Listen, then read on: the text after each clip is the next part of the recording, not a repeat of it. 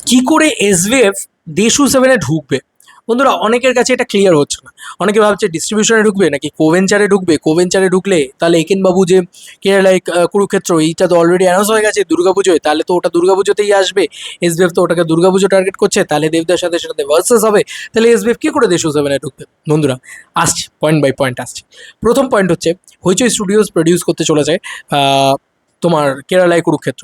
তো একেন বাবুর যে ছবিটা সেটা হইচই স্টুডিওজের পক্ষ থেকে আসবে, এসবিএফের তরফ থেকে নয়। প্রথম, এটা ক্লিয়ার হয়ে গেল। দ্বিতীয় পয়েন্ট হচ্ছে, এসবিএফ দেশু সেভেনে কীভাবে ঢুকবে? বন্ধুরা, দেশু সেভেনে যেভাবে ঢুকবে সেটা হচ্ছে যে মিউজিক রাইটসে ঢুকবে। দেশু সেভেনের প্রডিউসার হিসেবে কিন্তু এসবিএফ নাও থাকতে পারে, কিন্তু মিউজিক রাইটসে এসবিএফ হয়তো মেবি থাকবেই থাকবে। কারণ পরাণ জয় জুলিয়ারের গানটা যেভাবে ব্যবহার করা হয়েছে অ্যানাউন্সমেন্টে, সেক্ষেত্রে বোঝা যাচ্ছে যে মিউজিক রাইটসে এসবিএফ ঢুকবেই ঢুকবে। যদি তারা পুরোনো গান ব্যবহার করে, মানে ঢাকের তালে, পরাণ যায় জুলিয়ারে, সেগুলোর রিক্রিয়েট ভার্সন ব্যবহার করলেও কিন্তু এসবিএফ ঢুকবেই ঢুকবে। এবং সেক্ষেত্রে জিৎ গাঙ্গুলিকে ক্রেডিট দিতে হবে।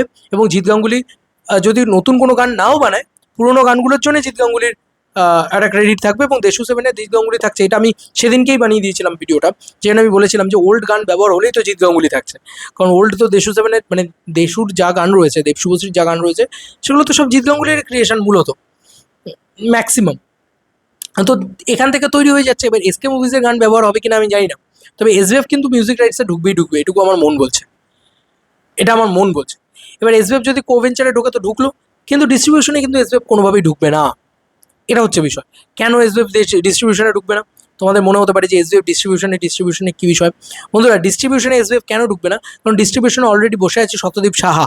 ইয়েস, এসএসআরের যে শতদীপ সাহা, সে কিন্তু অলরেডি ডিস্ট্রিবিউশন করে বসে আছে, এবং সে কিন্তু ফাটিয়ে ডিস্ট্রিবিউশন করেছিল ধূমকেতুর সময়।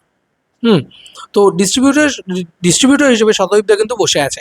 তো ডিস্ট্রিবিউটর হিসেবে কিন্তু ওই মানুষটা ফাটিয়ে ডিস্ট্রিবিউট করবে।